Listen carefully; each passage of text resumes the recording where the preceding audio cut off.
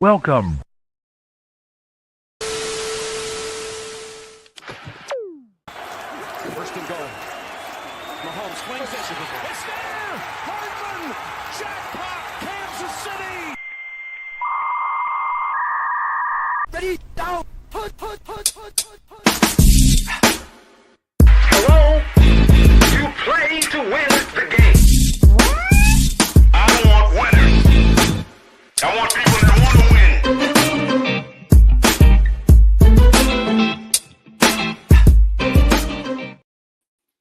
Yo, what's up, everybody? Welcome into the show, the Play Call Sheet. On a Monday night, we watching the game. We talking football, baby. I am Dale. We got Meta Watt in the house. What's up, man? Life's about a dream, right? Yes. Out here speaking, man. Shout to the people that wear red. Shout to the people that wear blue, man. Shout out to y'all. Yeah, man. Listen, we had a hell of a game last night for Sunday Night Football. Man. Hey, what's up, Bobby?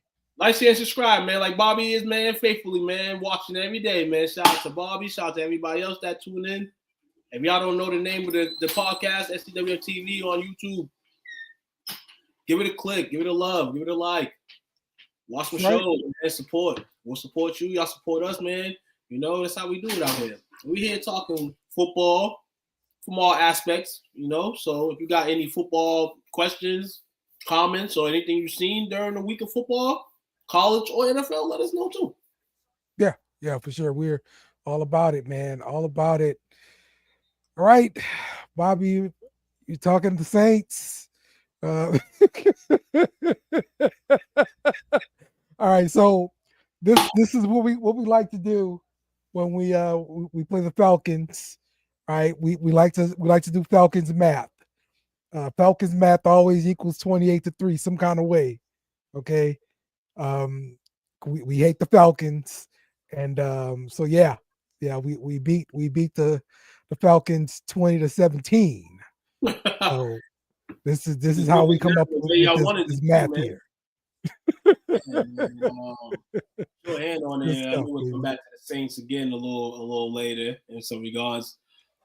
Yeah, that game in my mind when we had to pick them on a Wednesday night, I wanted to take the Saints. It kind of looked like a game. You got new coach, divisional game. The Falcons have been kind of finding their stride. So it was good for this Saints team to come out there and not only perform for the new coach, but perform for those fans all season that's been watching this dreadful 7-game losing streak. And for them to break it at home is dope. You know, Thanksgiving's coming around. They may not be giving a lot, but you can remember this is them winning in the intern's first day of coaching. Shout out to Mark, you heard. Shout out to Will over there riding that Dallas sunlight. You know, my guy Coach. They over there, you know, about to fill their stomachs up, man. So shout out to the fellas, man. Y'all enjoy your night. Me and Dale gonna hold it down, man. But we appreciate y'all, you know, coming through the comments. Yeah. I wish I had some barbecue from Texas right now. That'd be nice. Some nice brisket. Absolutely. So let's talk a little bit about Week 10. You said first you wanted to talk on the Lions game. Yeah, man. We gonna get to that, Will. We're gonna get to that. All right. So yeah, man, the game last night, bro, a thriller. Okay, absolute thriller. The Houston Texans came out there, man, and they were looking good early, man. They were rolling, and they're down their receivers and everything like that, but Stroud still was out there swinging the ball. And I thought for sure they had this thing wrapped up because, look, Jared Goff looked terrible early on, right? He threw 5 interceptions. He was like binging these interceptions at one point, bro. Like the game was nasty between the two QBs. Jared Goff, 2 touchdowns, 5 interceptions.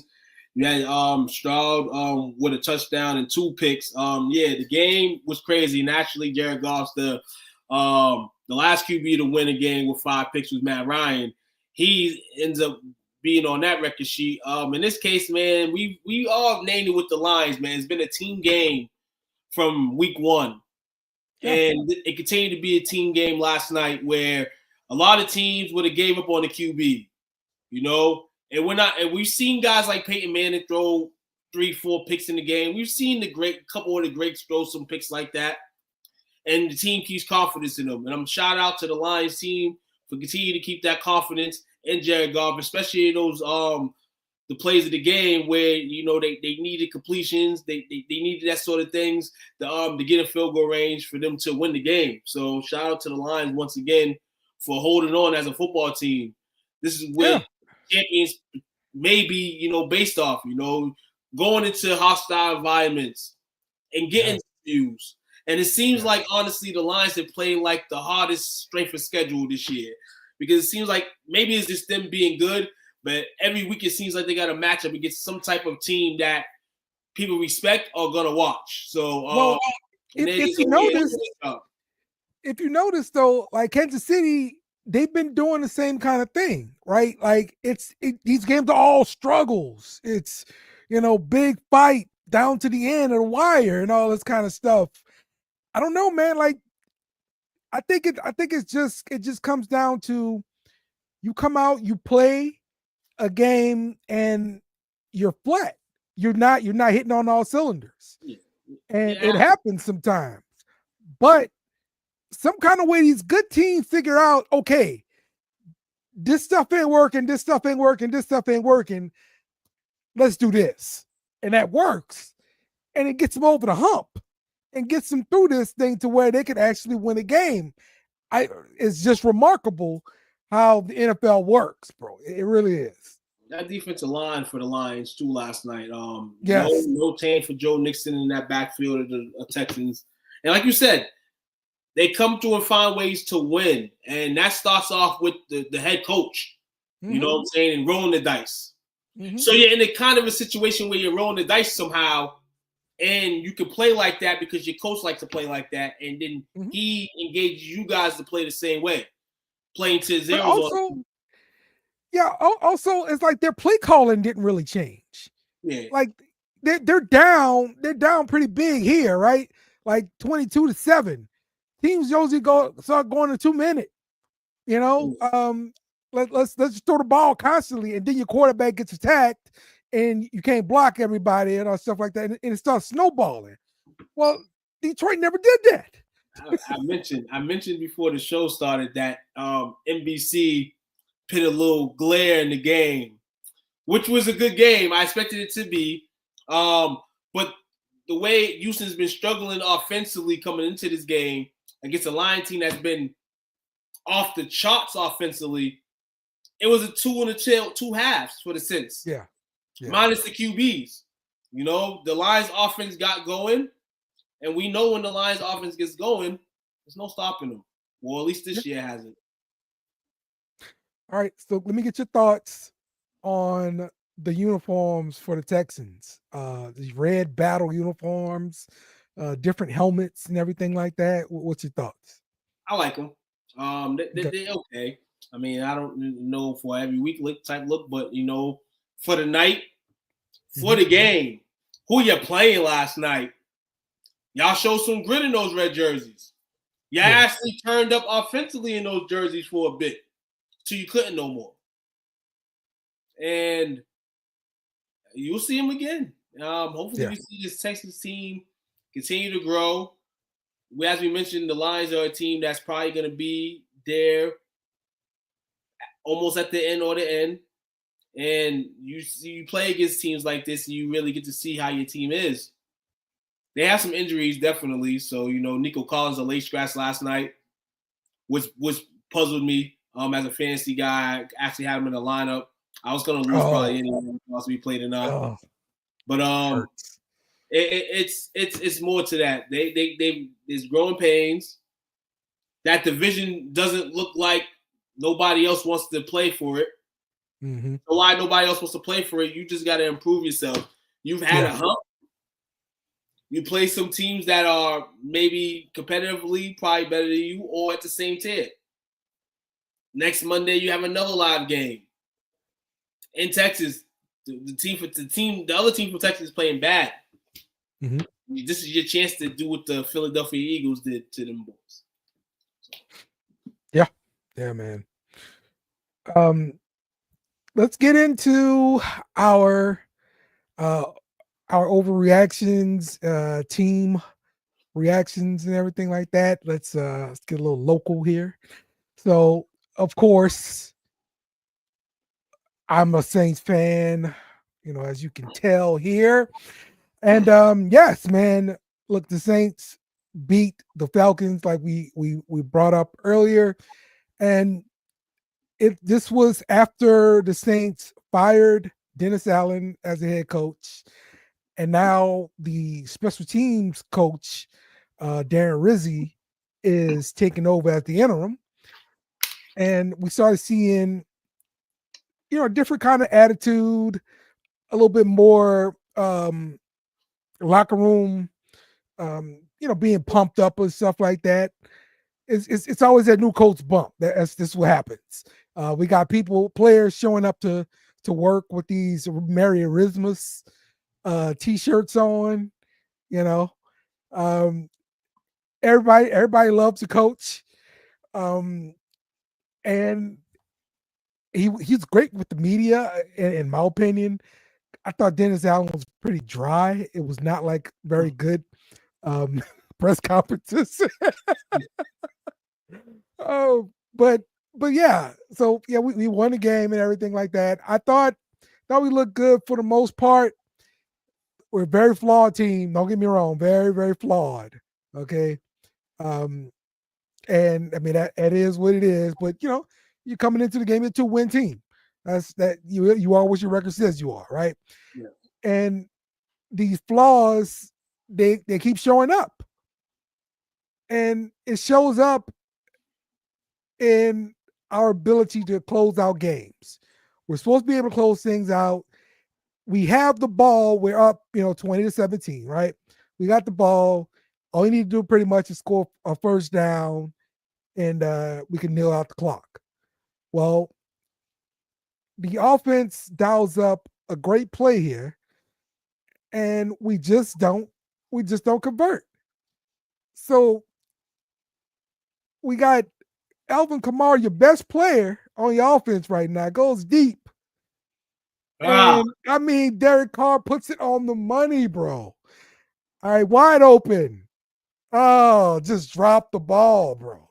Okay, so this is from your best player on offense, bro. And this kind of things that's been kind of happening to it. Don't get me wrong, we've been injured, but we've been consistently inconsistent throughout the entire year, shutting stuff down like that, man. So we still ended up winning the game because the defense showed up, and we held the Falcons out of the real field goal range and everything like that, and the time expired as they were trying to get into field goal range. So I love that for sure. And look, I also want to point out one more thing here, because I remember Will talking bad about this player, and Will said this guy was garbage, and I want to let him know this guy's not garbage. All right, this is Marquez Valdez-Scantling, now of the New Orleans Saints. That's right, our number one wide receiver, because everybody else is hurt. He showed up big, and he out here going deep. Most folks out there. All right, this is good stuff. All right, and Will, you shouldn't have talked bad about MVS. He's a good player, and that's why he's on a team like us. You wish you had MVS out there in New England to help with your crazy poor wide receiver core. That you wish you had a guy like MVS, but he's in New Orleans. Who had 3 receptions for 109 yards and 2 touchdowns. Shout out to that man. So he was going off in that first half. We know the impact he makes when he comes into a new uniform. Now I can't speak long term, but this is a great showing for him there. And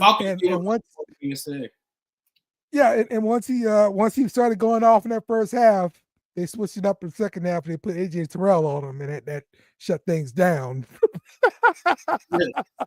They knew what they was doing. Like I said, man, the Gray Wall went from the Saints though, man. From like you said, man, from the coach getting the love to the players playing, and hey, that Kamara played the drop.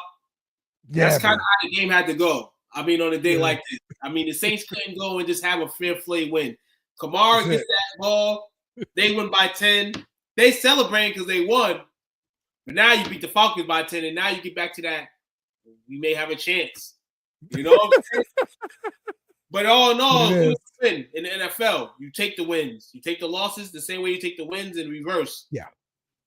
And they have it's tough to play with injuries that keep happening. Yeah, and then in the aspect too, you lost your star cornerback in Lattimore earlier in the week to the Commanders. Yeah. So you're going into this game with probably no hope, you know, but you go in here, you feel like this is the Falcons, and you make the joke that you and Bobby made earlier with the 28-3 aspect of it. Yes. Look, it's just like a college game, bro. You throw out the records when they get together. All right. Crazy stuff happens when they get together. It don't matter. Like, we will ruin each other's seasons. That's what we do. Look like the Saints are gonna try to split with every team in the division for the year. That's what they're trying to do. So I don't know if you caught this part here at the end of the game, you know, celebrating, you know, everybody's happy. The coach got his first win, everything like that, right? So they're out here on the field, and one of the players pushes the coach in the back, like celebrating, but he's pretty much struggling to like keep his balance like that, right? You just see him struggling like that. So we were like, yo, like what happened to the coach? He comes out in the post game and he says he's got like old football injury, a stinger in his back. And when a guy pushed him, it triggered that, and it just makes him collapse pretty much. That's where partying goes wrong, man. You're partying so much, you're in the mood, and that, like you said, he didn't go crazy at the player. He knows he has a life-term, you know, injury that cost him to, you know, things that happen to him. And yeah, he was still up there able to do the presser, man, and make love of it. You know? Yeah. He didn't say maybe I should stop partying so much because he knows what was gonna happen if the Saints won. So he's gonna take that all in stride. Hopefully he feels better today.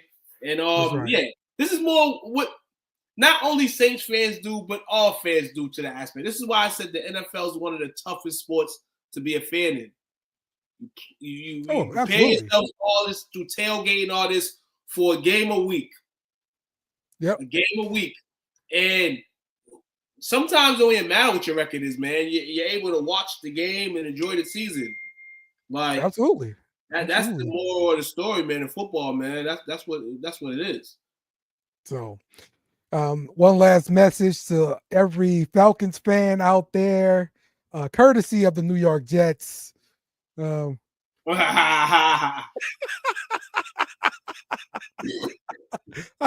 love that, bro. That's like ultra petty, bro.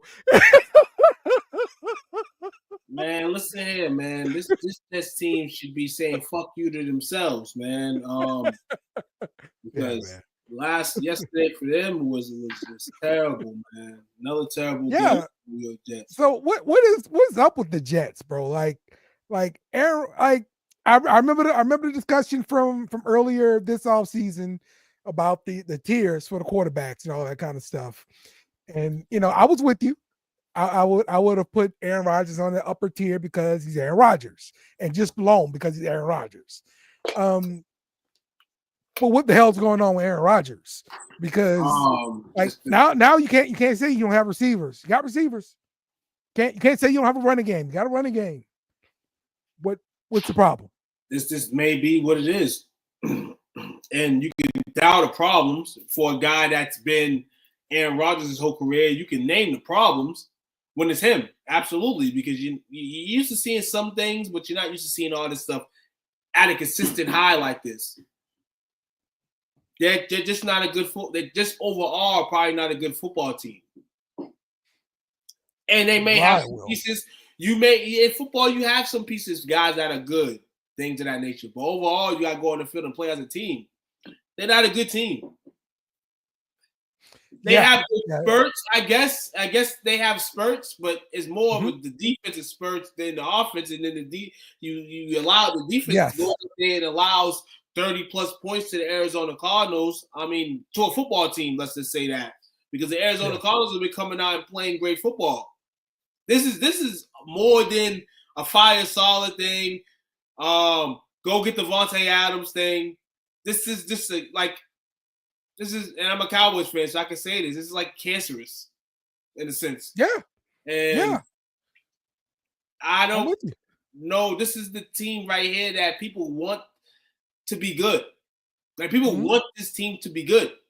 And that sucks because it's the Jets. Yeah.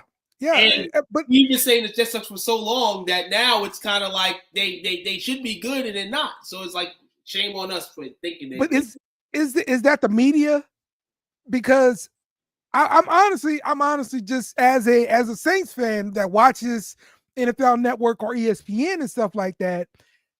I get tired in the offseason hearing about the Jets every damn year. I get tired of hearing about the Cowboys every damn year. I get tired of hearing about I'm tired of hearing about Mahomes because he's a winner though. I'm probably in a minority with that one. But these are teams you hear about every year, and because of that, like I hate you guys. You hear about them. You hear about the Jets in the sense of Aaron Rodgers. He still holds some type of ground in that regard. But you wouldn't hear about the Jets if it wasn't him on the team. No, because before it used to be Sanchez. It was but to Sanchez's debate to his side, they actually played good football. Now that was actually a good football team that honestly didn't have what this Jets team had, but as a team, they were a good football team. And then it broke to a team that we didn't think would be good. That ended up being good. The defense was already good, but the offense gave you a little something in the games. And they gave a little something to Sanchez with weapons. This Jets team and this media age-driven world now, where Aaron Rodgers, who puts himself out there inside and outside of football, you know that's going to gain some recognition when he's on a team. And then it's the Jets. Like we said, with Sanchez, I feel like it was a little different because they were winning. So you winning and then now you're losing. Now you're being talked about in a light where, like you said, Dale, why are they being talked about when they're fucking losing every week? They have a pavement, the media, who they're going to talk about either forever or all year. You know how it goes. And that gets passed on to all these different media outlets. And then we hear the first block talking about the Jets. The second block talking about Cowboy struggles. Then you get into some decent football talk, but then you go Mahomes. That's just, you're happy and be good to be where you're at in New Orleans where you can hear a different breed in a sense. I'm in Patriotville where I hear Patriot talk. Yeah. But it's I can get it locally. That's fine. But I'm just saying, like the main media outlets, like ESPN and Fox and NFL Network and all that kind of stuff, like they're gonna hammer home certain teams all the time, like no matter what, if they're good or bad. Yeah. And the Giants too. A check flow. It's a check. Yeah. There's certain states that can just throw it. There's certain football teams or certain states that can just throw you stupid money just to have you talk about the same shit. And it's sad. It's sad, and that's why we're lovely to do this show every week because watch when the draft comes up. Like they're gonna be in the Cowboys war room. They're gonna have like a reporter there, And they're gonna be at the Jets. They're gonna be talking about that. You know, it's always the same dudes that they're talking about. It's always the same team. So it just angers football fans. I forgot, man. Talk to me about your Cowboys. Give me your overreaction from that. Like I said, there's no overreaction when you're getting that reaction right over the views of my crib. Let's just say that. Yesterday's football game. Shout out to the team for competing in the first half. I'll give you that. You know what I'm saying? I'll give you a pat on the back for that. But it was gonna be soon enough before the Eagles, you know, found out the ABC offense that we've been running all year. And then is going to work. Jalen Hurts, 4 total touchdowns. A guy that, you know, ain't playing Dak. Oh, I'm not playing Dak this time. I got to go out there and eat this guy up. I got to go over here and eat whoever's quarterbacking on our side. We see Trey Lance for a little bit. Cooper Rush, 2.9? He had 13 completions, 2.9 yards every time that ball was completed. Not a good showing from him, but we already know who he was. He was a guy that got lucky to win some games with us a few years ago, and I'm happy for him for that. But ultimately, you sit there so long on the bench and all that, you start to stink. And you wasn't going to get no run if Dak was there. So ultimately, that's what it showed. This ultimately shows that this is the direction we're going. Will we get pumped by 20, 30 every game? Maybe not. We won all of our regular season games last year at the crib. We have not won a game this year. Why can't we get some curtains here for this? I'm not listening to y'all that. got the ball. I'm not listening to all this. See, I seen this earlier, and CD Lamb had a problem with this, right? The star receiver. Yeah. Hold on. I seen you last year, CD, in Dallas against the Patriots. In the sunlight. There was no problems. No problems. I see you guys in the sunlight when it's bright, when the sun's bright and you doing your thing. Yeah. Hey, but now you want to say it's the sunlight now because you damn well can't say it's Cooper Rush. That's the one thing you've been blown about, not really throwing your QB under the bus. So shout out to you for that. Nah, this is. The sunlight's been like that for years. Yeah. The NFL's fault for play. The NFL's fault for scheduling the game at that time, maybe. But the Cowboys always play that way. They always play that way. Hey, it's an advantage to you guys when you're on that side of the field. It's a disadvantage to the other team. Like, it's vice versa. So when I seen that crap, I said, bro, I don't care. You learn this type of shit. You playing all this type of stuff. Hey, you're a professional, bro. You are a professional. CD now. Everybody who got CD, trade him. Trade him for the low. Trade him for somebody who thinks that CD still can put up numbers. And even if you grab a low guy on their team, go get him. Because CD right now is going to be playing. You're going to be hearing CD interviews every week. CD and Jerry Jones is about to be on Jerry Jones' show talking every week.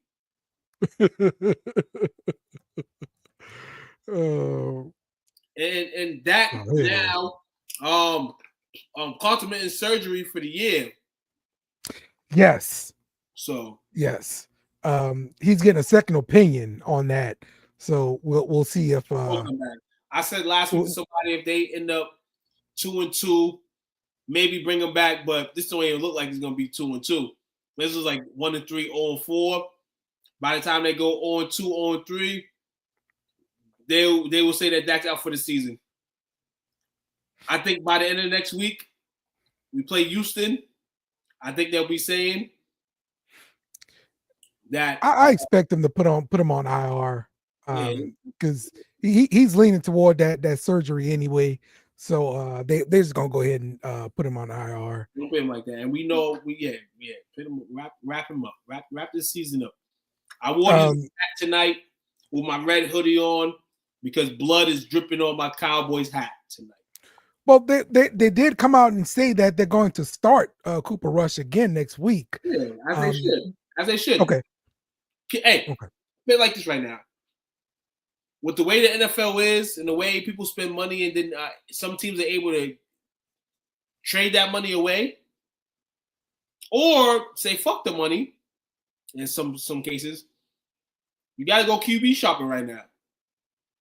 You got to go QB shopping right now because Cooper Rush ain't it. He ain't gonna be the future.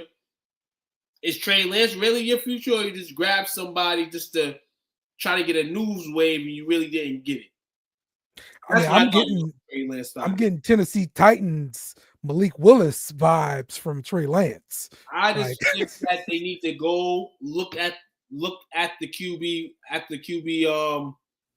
the QB window in the draft. I think that you can go out there and compete, but do I really want to win any more games now if I can get a top 10 pick possibly? We as Cowboys fans, real shit, we didn't think that we would be in top 10 situation. Right now, we're in top 10 situation. Well, look, tanking in the NFL, I think, is extremely hard to do. It is. But at the same time, I'm talking about in terms of like bringing your head honcho back. Like, what are you bringing that back for? Right, yeah. Mm-hmm. So our QB's already shown yesterday. 2 of them. Mm-hmm. And football is a different game week by week. Do you think any of these guys are going to come out and have a power game one of these weeks? Hell no. I mean, listen, I've seen it done. Again, I had no faith at all in Malik Willis as a quarterback. If I was ranking him in quarterbacks, he would have been like, I don't know, 120th. Out of quarterbacks I've ranked, in before the season. But his coach put together some kind of game plan that he was able to come out and execute, and it was able to put the ball in the end zone. I mean, confidence, bro.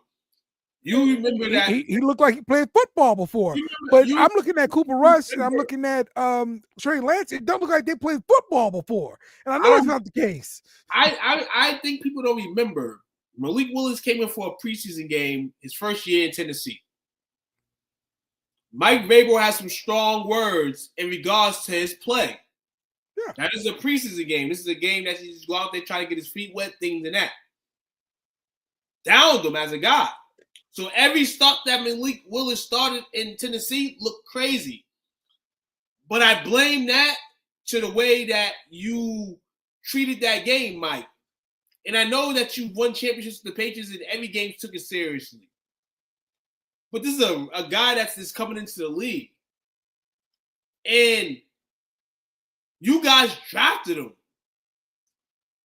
So for you to go out there and kind of trash him, put no confidence in him. Make it either been loss of confidence on Malik's side, or like I said, when he won the first 2 games with the Packers, he was doing that shit on purpose. He didn't want to be there. And he knew on the scale that he was on and where he was drafted, that was a matter of time before they could let him go. And he can go somewhere else. Because he's athletic enough to go get another job somewhere else. And look what happened. He ended up being a backup QB in a QB tree organization in Green Bay. Yeah. And had some success. And I think that's somewhat the confidence of who's around him and the fact that, hey, we're going to bring you here to QB. We're bringing you to QB now. There's going to be some games where you suck, and we're going to talk about it. But I'm not going to trash you in your first preseason game. I'm not going to trash you. Right. Yeah, man. So yeah, I think they've got to come up with something that they do well with these 2 quarterbacks. I would play them both, honestly. If I was young. Then that's telling me that you want a top 10 pick, because I tell you this, can't play 2 QBs in the same game, dog. You can't do that. You can do it. No. Now, if the NFL wants to do that and implement that type of shit, it can happen. We've seen the running back game go low, but they're paying QBs too high. They're playing two QBs.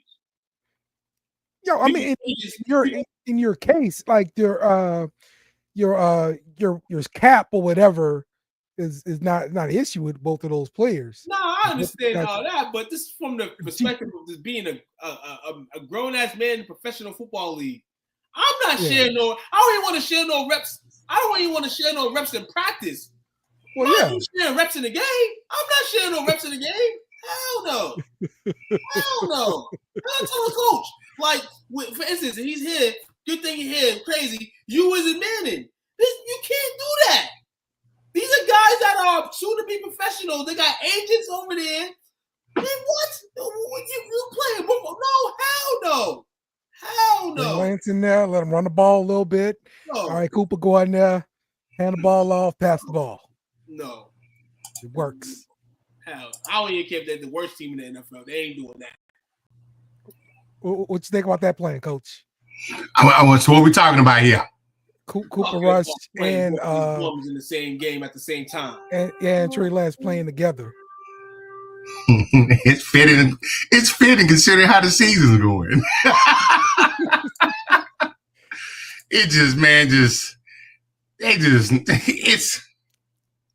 It's pitiful, man. I listened to the local station here today. Fans are finally getting it. I heard they had so many drops they had to do because people trying to cuss on air, want to run Jerry out of town. Is this what it took? So finally, after 28, 29 years, now you're fed up? All right. And I will throw this out there. I guess I picked a good time to come on, too. I will throw this out there. The whole notion that Cowboy fans are bandwagon fans, squash it. We won shit in almost 3 decades. Right. So you can't be considered a bandwagon fan when you ain't won nothing. Right. Yeah. I'm with that. Okay. Let's talk a little bit about injuries. We did talk about the Dak Prescott seeking a second opinion type of deal. I still believe he's going to get that surgery, and so he's going to be on IR. 3 to 4 months recovery if he gets the surgery. Exactly. You will not see him again. The Saints placed Chris Olave on IR from that concussion. This week we saw Tank Bigsby leave the game from an ankle injury. We also saw Aaron Jones leave the game for a chest injury. Dalton Kincaid left the game with a knee injury.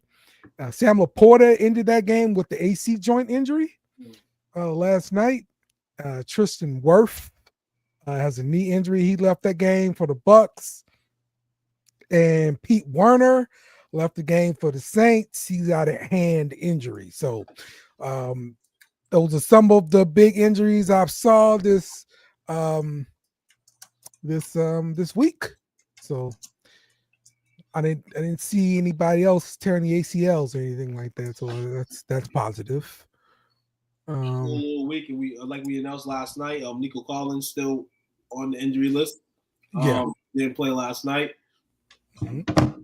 Shocking blow to some fantasy users that predicted that was going to be his comeback game, and it wasn't. The Cowboys. Yeah. Yes, we do. This tonight, Cowboys hat over the red hoodie. Blood's on my Cowboys hat. That's where it comes down to. Blood's on my Cowboys hat. The question is, Cowboys fans, what do you do when there's blood on your hat? How you respond? And this is talking about this season because we're going to speak here and say, oh, snap, we're going to come back and make a dance. No way. But long term now, how are you going to come back from this? You play on Monday. What's going on, guys? So what are you going to do when you have the Battle of Texas next Monday night? That's where it's going to start for you, man. How do you respond? You respond by letting the other Texas team beat you on your block? Yeah. Hey, I know two be getting on my head about this. Cause out of the two of us, he is the most optimistic one. Yeah. But yeah, I would not be surprised if we did not win another game. Hey, I Ooh. just told Dale that. I said, Dale, you don't bring that back Nope. at all. You go kind of intermissive, like you don't. NFL's hard to tank, snap. People gonna come out weekly and do different things, but we've already shown what we are. 6 Yep. 7 weeks, 3, 6, 9. Those are the numbers. We can't even get in the end zone. And yeah, we gotta start going QB shopping, top 10 shopping, particularly. It don't gotta be. I mean, it don't gotta be a QB, but we gotta go top 10 shopping. Yeah. Right now, they're sitting at number 11. But knowing Dallas and their front office, they can't even tank right. I'm telling you, it's extremely hard to tank. It is extremely hard to tank. Look, we got the Texans on Monday Night Football. We got the Commanders. We got the Giants on Thanksgiving. We got the Bengals, Panthers, Buccaneers, Eagles, and Commanders. Yeah. Coach, we may win a game. We might be lucky to win 2. But a game. What game are you thinking? What game am I thinking? Yep. I'm thinking for the sake of us just being terrible. I said that Giants game is going to be a balloon for us, but I think we can actually win that Giants game. I think we could. But how confident are you in that dude? I'm not confident no more because Dak's not going to be here now. So now I see how Cooper Rush is playing, and now Trey, Coach, you might not win no games, bro. You might be right. Cooper looked terrible yesterday, man. Really did, man. I wish I get one of those backup quarterback positions where you never just get in and you just collect. And that's what I said about it. Like, you're in a situation where you're still the backup. Even when you play those good games, you're the backup, and now you're just grease. You're greasy on the bench. And then now that's not playing, and now you get the call. Well, see, I was telling Will earlier today that the front office can't even get that part right because, to be honest, Cooper, especially after yesterday, he looked terrible yesterday, like I said. But I'm like, why would you not? Because it's probably about a 99% chance that you're not going to re-sign Trey. Why would you not put him out there to at least show something? So if another team does decide to sign him, you can at least try to get a draft pick for the 4th that you gave up for him. Yeah. But we can't even do that right. You can get some compensation if he signs a deal worth something. Right. You get some kind of comp pick for him. So yeah, it makes sense. I would definitely play both the quarterbacks if I was Dallas. High school football shit. You ain't playing both. Look, man, that's what it is right now. Too. Exactly what it looked like. That's exactly what it looked like. I will not watch another Cowboys game this season if they did that. You got to move the football. I don't know if you addressed it or not, but what's your feedback on the comments that Michael made regarding his head coach? Yeah. Going at Michael Coffey?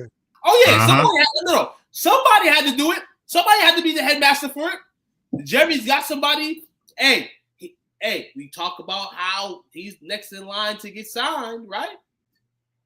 Yeah. Talk about how he's going to be one of the cornerstones. Perfect person for it. Because we know he wants to talk. We know that's what he wants to do. He wants to podcast. He wants to chat. And now he has an episode of his podcast where now he can express his feelings and what he was saying. That's how I feel about it. Total incompetence, man. Man. Crazy how it fall down, man. I think he was just trying to talk about his player, but yeah, bringing the coach into it was not the thing. And the nugget that he dropped about Zach Martin. Yeah. I think I called that about 3-4 weeks ago. Mm-hmm. I think this is his last year. Mm-hmm. Because he looks mortal out there now. Yeah. Look, man, Father Time is undefeated. You know. Yep. So it happens, guys. Guys gonna get old, man. So I think he's the last one from the original line that Romo had. I think he's the last one. oh wow, yeah. See, yeah. My man. All right. My man, Romo, find my man to drop in the booth, man. What you dog? Let's talk to the MBS hater himself, Will. But let's talk about your Patriots, man. Your Patriots got to win. Went up. Drake May went up against numero uno, QB1 himself, Khalid. Khalid, baby. So tell me about that game, man. Foolishly, my team won. You're muted or something. We can't hear you. Yeah. But yeah, I find it remarkable that QB1 is going up against like QB 4 or 5 or something like that, and gets outplayed. Stop it. I mean, it is what it is. Drake May always been QB2. I don't know what type of draft this had, Jaden Daniels, Caleb Williams.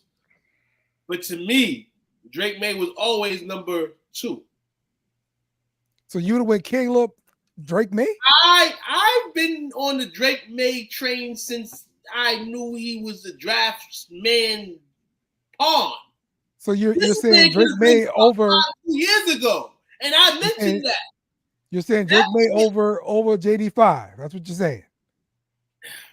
Not Okay. Yeah. One of them. Okay. One of them. No matter who it was. One of them. Not saying Daniel. But to me, in terms of what I've seen, I've seen Drake as number 2. He put that up quick. So, bro, really don't want to end up on that list. Now, did you hear the news? You're kind of muffled. I can't understand what you're saying. Will, what'd you say, Coach? Did you hear the news that they're actually within the Bears organization? They're contemplating if they should bench him. Really? Okay. I didn't know. I mean, I've heard about the fans wanting something different and everything like that. I thought I read that the Eberflus or whatever the heck his name is, it said they're gonna stick with him. Now to me, he's the one that's on the hottest seat. Oh, yeah, that's burning. But the telltale sign is if he has to come out and publicly say that, which means that is being discussed within those walls. Yeah. You're right. So he's gonna go down with the sinking ship. Hold on. No, hold on. Bears Nation, you ain't gonna do this, and you better not do this. And this crap better be deleted tonight. Nah, let him do it. Let him do it. No. They cannot. Hold on. They went through a whole year's change, and not one Justin Fields. That's why they deserve to go through this. Tell me you about to bench your number 1 overall pick. And you hold on. And you want people to believe to go there and be a coach, to go there and be a player. Yeah. And the only reason why you got the players that you got now is because you have money in the market and they wanted that money. and guys like Keenan Allen's on his way out. You got some young studs that you sign money for, but you can't do that, Chicago, man. You can't do that. I mean, I thought their roster was good enough to, compete and for him to look decent out there. Will you back now? You good, Mike? Can y'all hear me? Yes. Yep. Loud and clear. All right. There we go. What's funny is also my voice is going. I don't know what happened. I ain't yelling nobody. I ain't yelling nobody. I don't know what happened. I may or may not have partied a bit too hard. so excuse my voice, but I'm here. So yeah, of course my Patriots can't do anything right, including lose. We should have lost to this team, but hopefully Cowboys just keep being as bad. I don't know. I want to get that top pick, y'all. I want Travis Hunter. Nah, we deserve him. Deserve? You use the singular wrong word. Deserve now. Yes. Cowboy Nation deserves it. I'm tired of losing. Tired. Jerry don't deserve that at all. Oh man. Yeah, Tyson Bagent, man. Look, he's a Bagent, popular backup man. too. If He's a popular backup. If Caleb gets benched, we seen that picture last year. We seen the photo and video last year of him jumping to his mom crying. Oh yeah. What you think is gonna happen when they say you on the bench? He gonna paint his toenails. But I'll say this: the reason why it's personal as far as the Bears, because I know a lot of Bears fans, and they can be obnoxious at times. A little bit. And some of them I had gotten some pretty heated discussions about they should even drafted Caleb. If anything, you should have took that top pick, shopped it, because you still had so many holes on there, because you still put the quarterback behind the same offensive line. Yeah, you got more weapons offensively, but the line is still the same. Whereas they should have just actually, to be honest, if they didn't shop that pick, they should have kept Justin Fields, drafted Marvin Harrison Jr., and then built your line through the free agency and draft. That's what you should have done. But you figured it was it. But we talked about this when here at USC. Two just mentioned the mental toughness. I saw some chinks in the armor at USC. That's why I wasn't sold on him as a franchise quarterback. I don't care how hard it gets. You're not going to catch me jumping in my mama's arm crying after a loss. We can do that behind closed doors.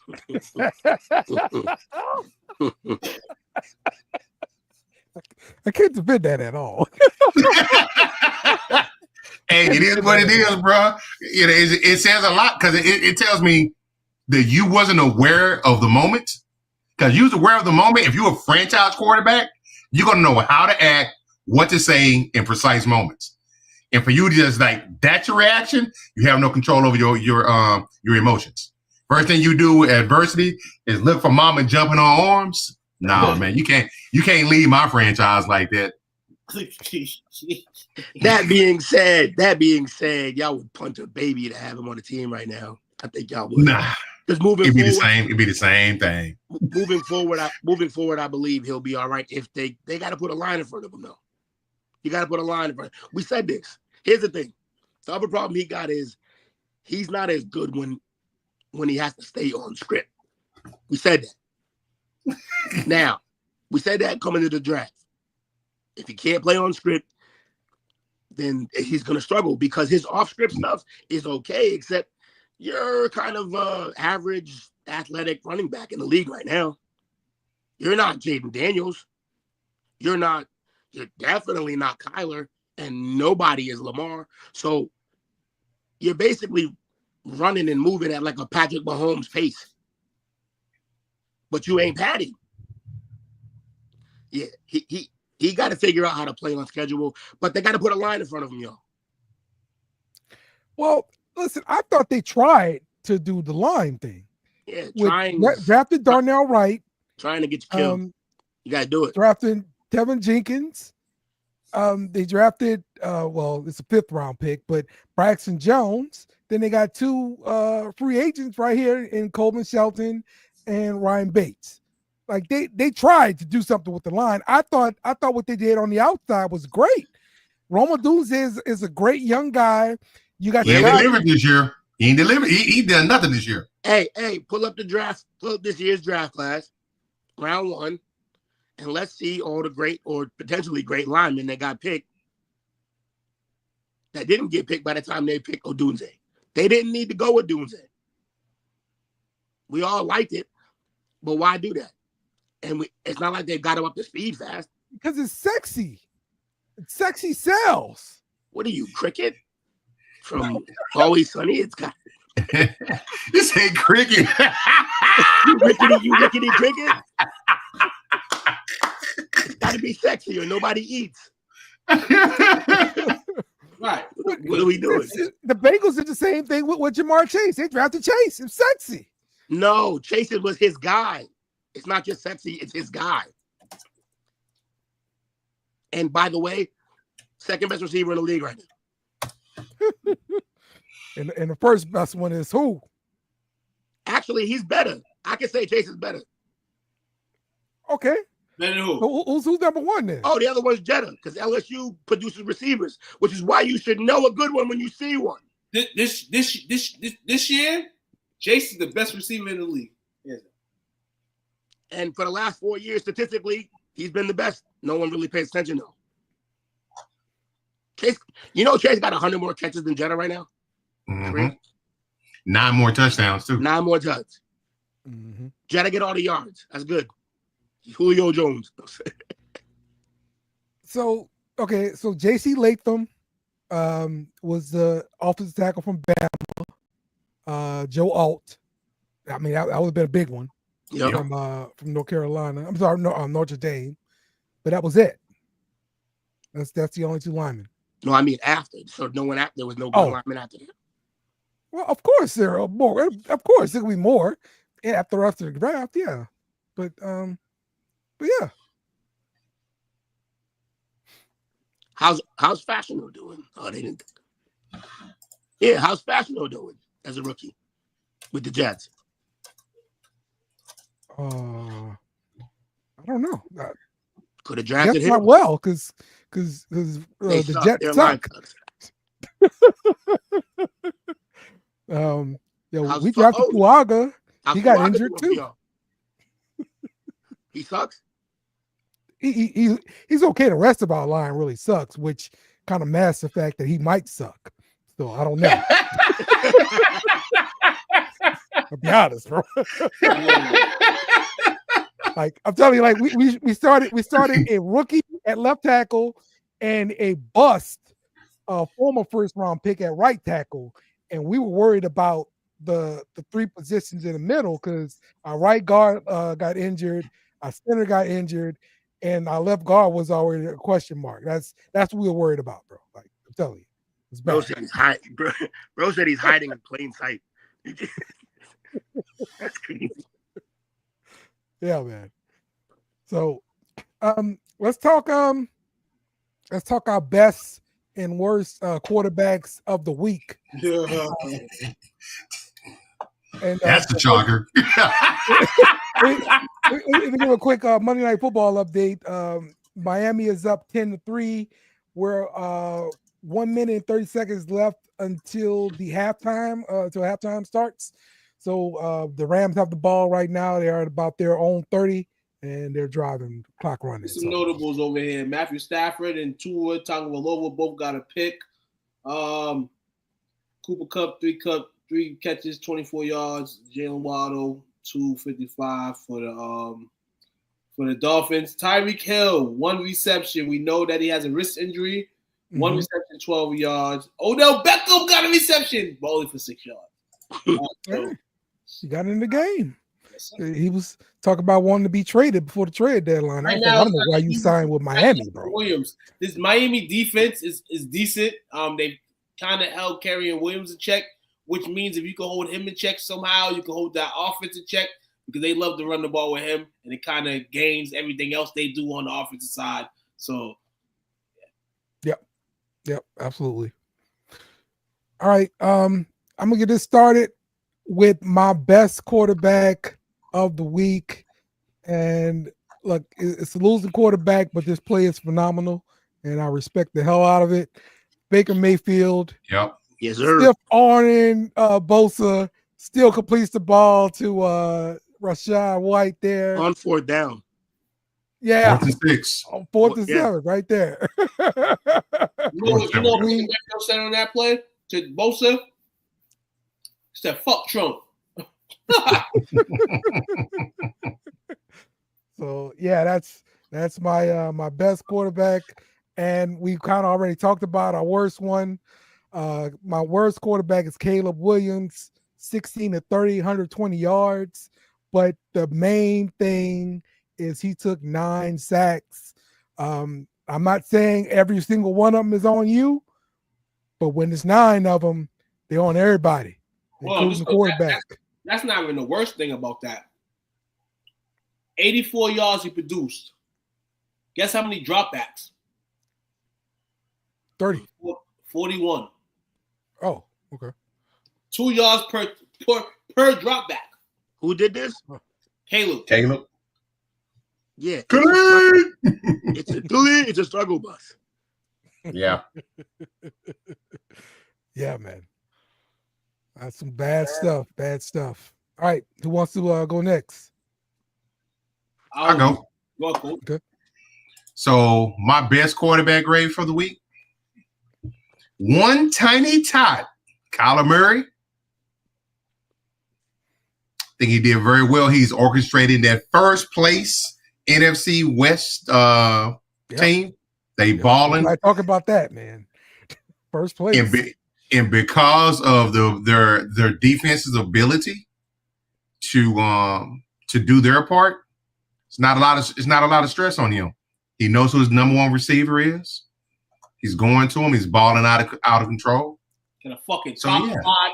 He got a top 5 tight end in the league. You see McBride with the stride on Sunday, dog. Not one. I told him McBride was gonna be one of them guys, dog. And like you said, Kyler's doing this thing, man.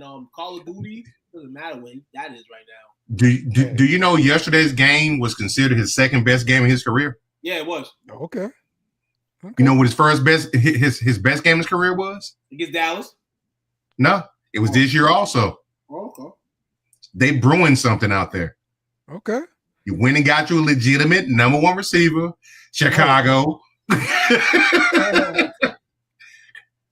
I want to say they said 2 of his top 4 performances this season.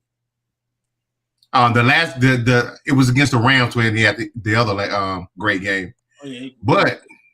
But he has 10.8 net yards per attempt, which is 11th in the league, and his clutch numbers are up. They're out of the roof. My worst quarterback of the week, I can easily give it to Cooper. Well, we know who Cooper is. He's a career backup. Yeah. But for me, I'm going to say, I hate to do this, so I can either go Cooper, like I just said. Caleb, we've already talked about him. Daniel Jones, so we expect this. I got to say, one Aaron Rodgers. Mm-hmm. We talked about him before the show started. I mean, as the show was starting, man, we talked about A-Rod and his struggles. He's, I think he's done. You rebuilt the offensive line for him. You got decent running game, good defense.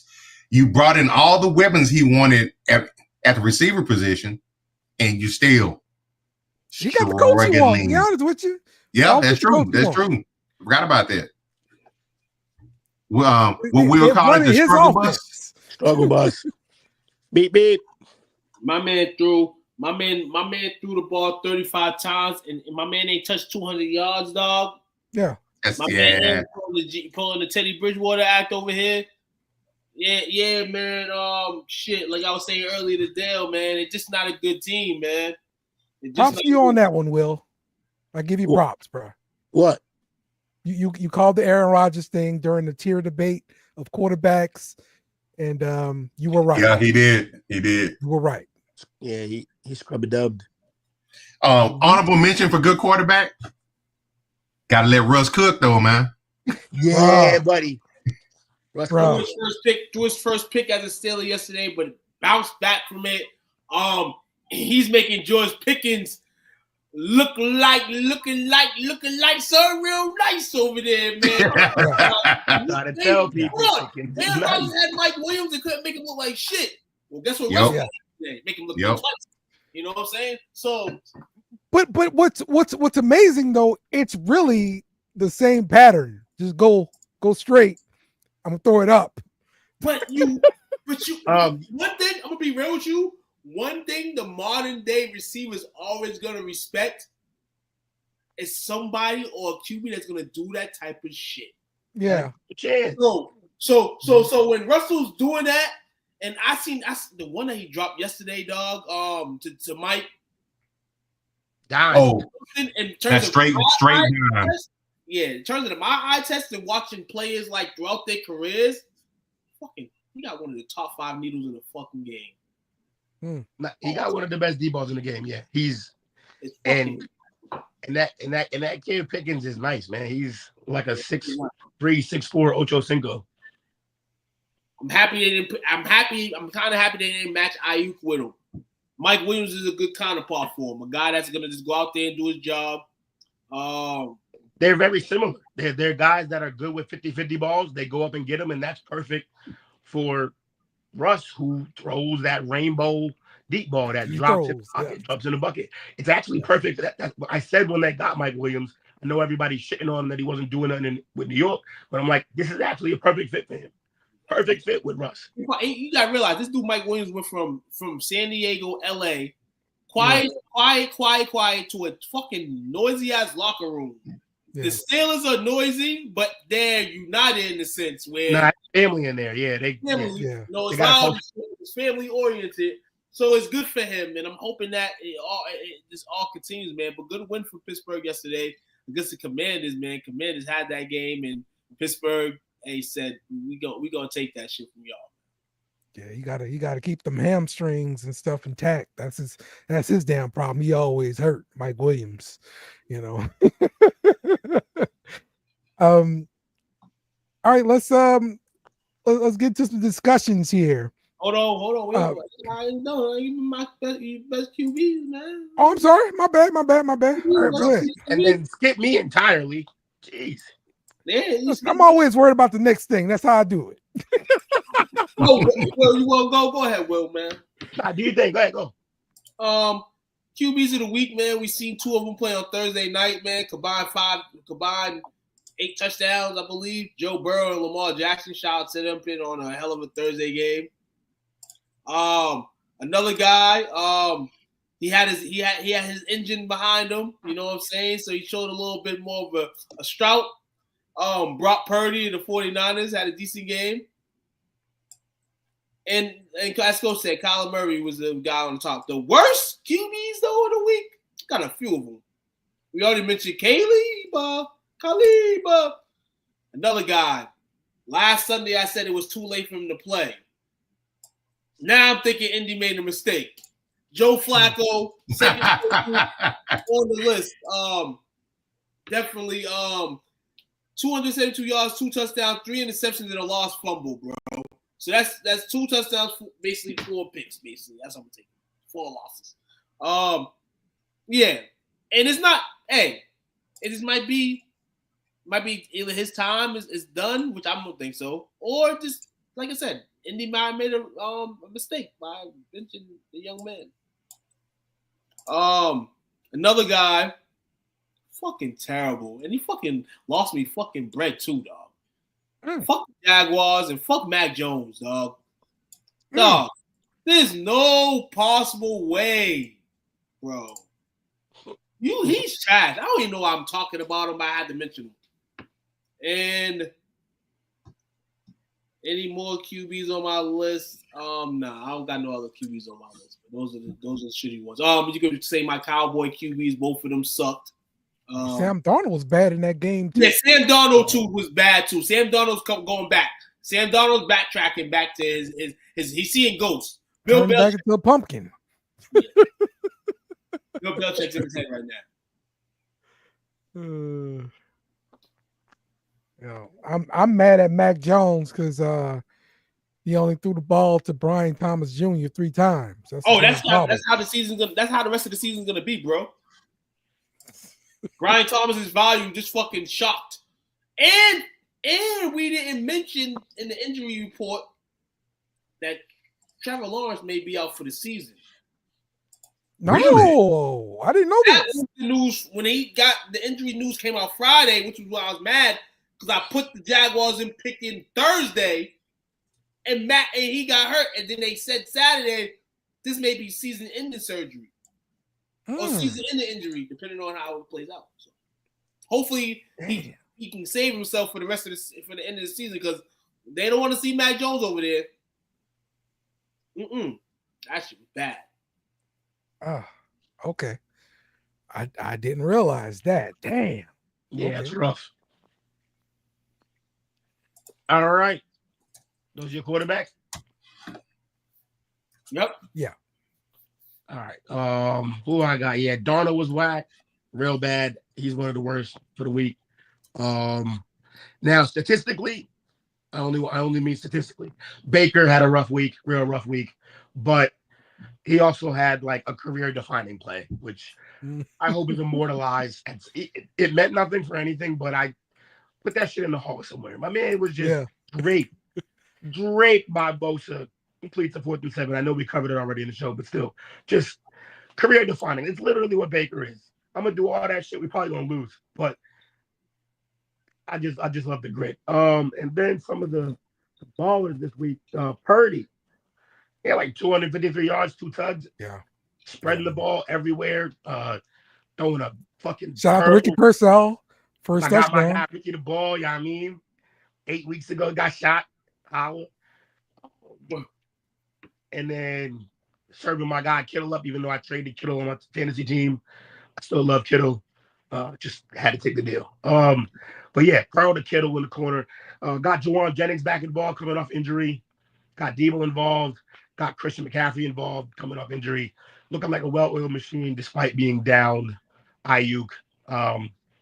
Yeah, Purdy did work this week. Who was the other one that let me find it right quick. I had somebody else that was and it wasn't Sunday, but Burrow lit shit on fire again. So shout out to Joe Cool, young gunning, 428 yards, 29 yards, 4 touches, almost all of it to Chase.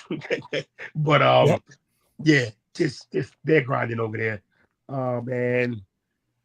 Yeah. Hopefully you didn't play against both of them in fantasy. They dropped like 50 points each. Oh yeah. Like I gotta be honest, only you. It could only, and it couldn't have happened to a better guy, honestly.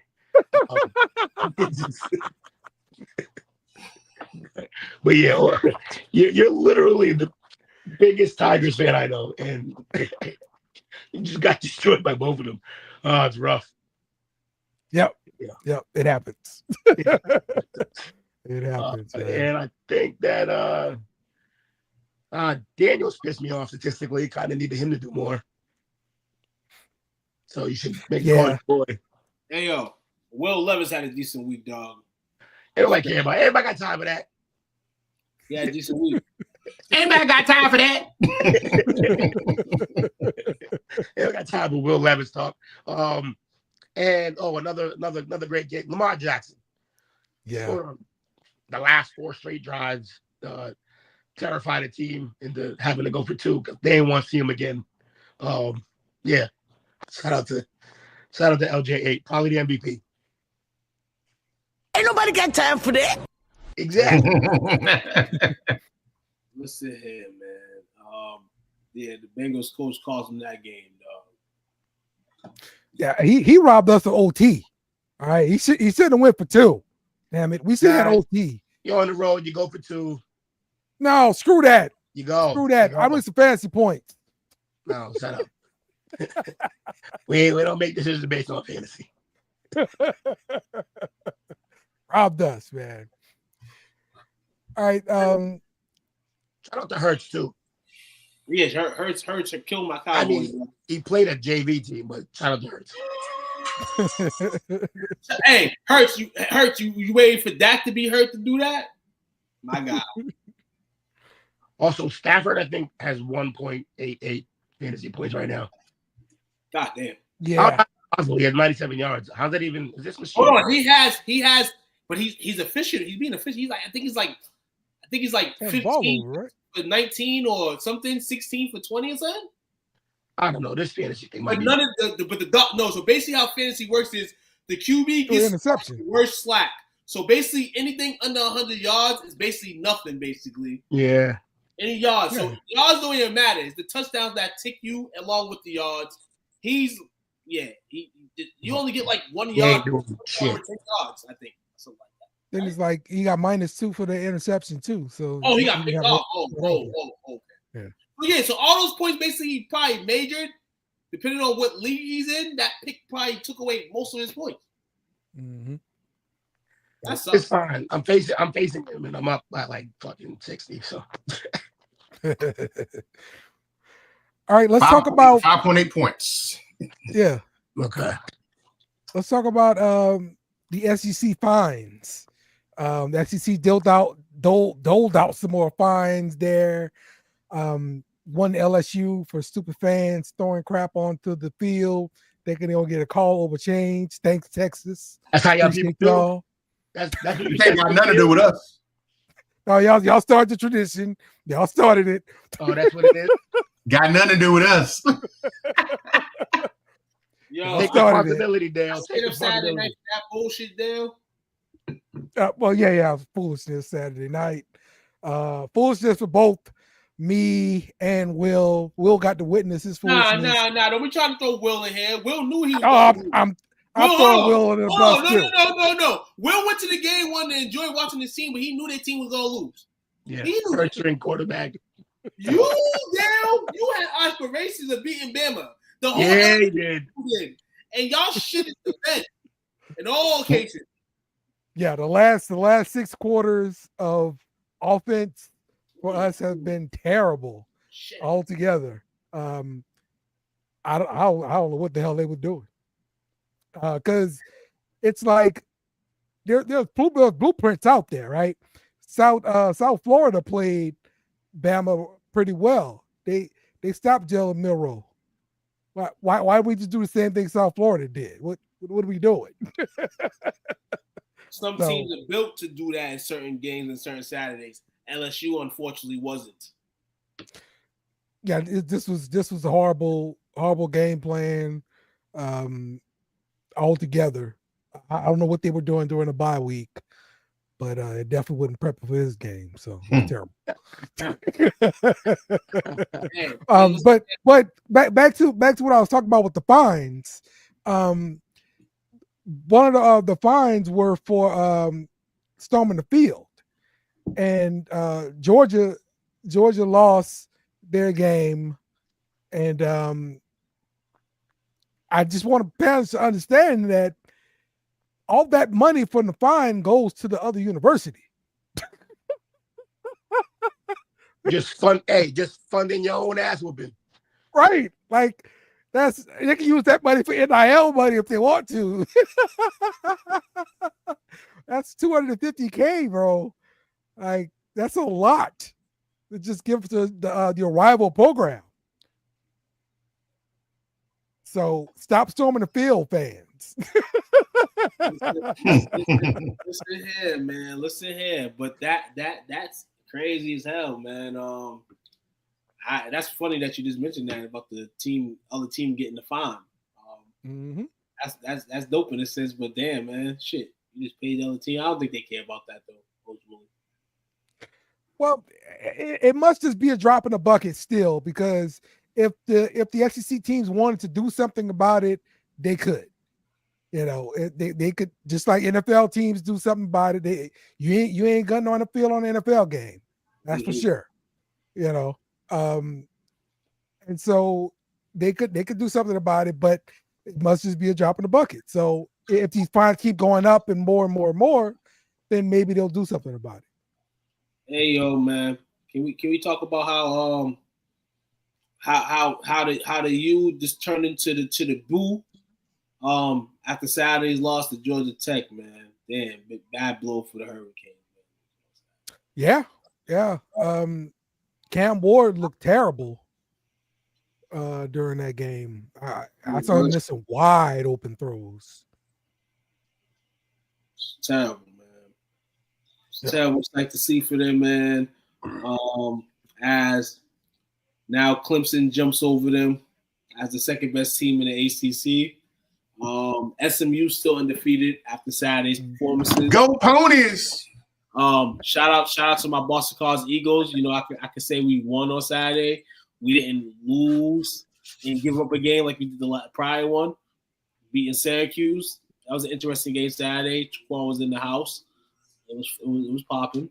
Okay. Cold. It was cold, man. We had a wind advisory. Oh, The game, yeah. So you see All tents coming away and all that stuff, man. It was crazy. But shout out to the BC Eagles putting in their work. Yep. I'm gonna shout them out until I can't shout them out no more until they prove me wrong. Shout out to the Buffaloes on another win, man. Buffalo, Colorado, they are second in the Big 12. BYU still leads the pack over there. So maybe Shador will get his moment before the season's over, since he doesn't have one. Will be fitting to have one in the title game, conference title game. That is, but they still got to see. Still got 3 weeks to go, 4 weeks to go. You know, so hopefully in that stretch, I don't think y'all can lose, man. Y'all got to go undefeated throughout. Yep. Easy. Yep. So yeah, we'll see about the college football rankings on Tuesday, right? Yes. When the second comes out. rankings tomorrow. Yep.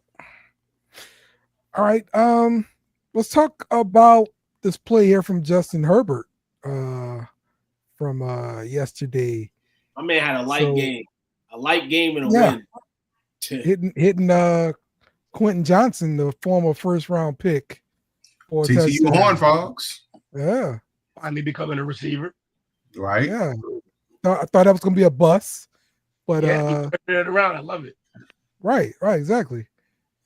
So he's doing his thing though, man. So shout out. Got him a competent head coach in there. Yeah. Well, for sure. Chargers continue to win. Chargers continue to win. That's gonna be interesting. To see where they land at the end of the season. But it's good on their part. Quietly under the radar. Good thing. Yep. And you're starting to see more of this where Justin Herbert's using his legs and making some moves here, man. And Dale's clips today, remind him that Justin Herbert doesn't have to throw for 300, 400 yards to be elite. You know what I'm saying? You can show little things in the rebuild. It's a rebuild season for him, man. You people realize Justin Herbert's in the rebuild season right now. He's just learning new shit from a primetime coach. You know what I'm saying? So when that primetime coach says, hey, go fuck this shit up, he's going to be ready to fuck this shit up. And I can't wait for it, man, because we know Harbaugh loves coaching California teams, dog. And this is the second one he's had. And they just keep working on that line and get him one more like receiver, it's going to get crazy. Listen, the Chargers got maybe they got money. Shit. Dallas may be looking to get rid of CD, dog. Chargers go get him.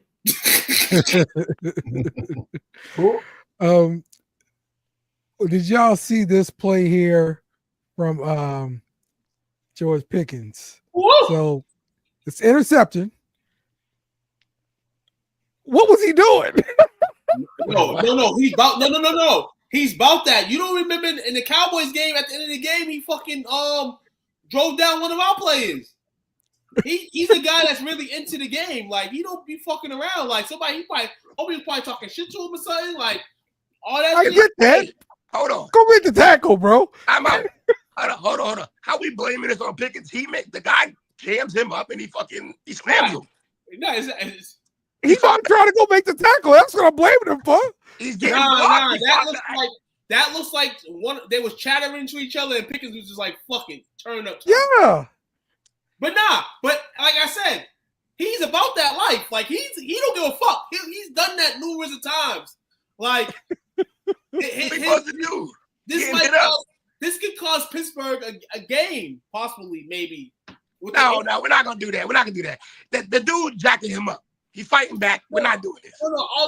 I understand. No. I'm with Pickens in the situation. I'm riding with Pickens.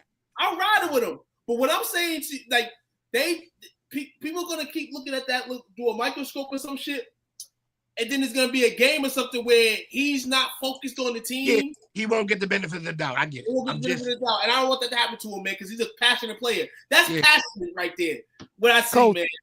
And Coach, if you saw this on a Monday after your team played, what would you say to this player? I'm for it. Get it, Cole. You know why? This is who he is. Be yourself.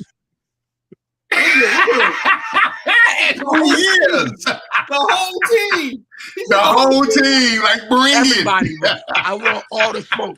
All the smoke.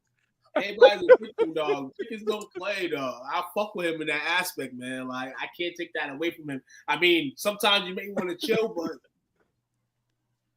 because y'all, we've seen the negative effects of when you work that type of energy out of a guy.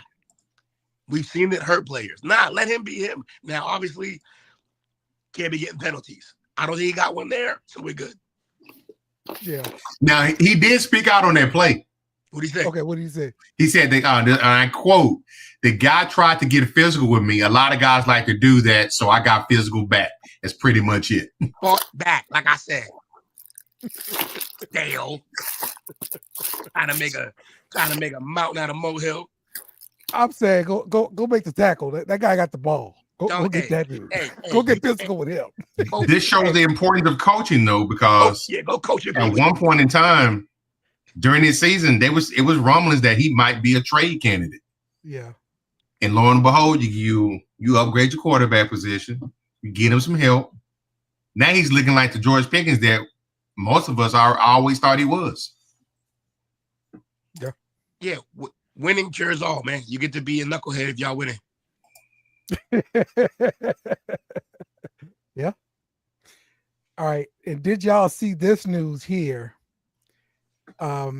We've got Lil Wayne is going to be joining NFL Network's Game Day Morning. Yeah, peer pressure works. Peer pressure? Wait, what?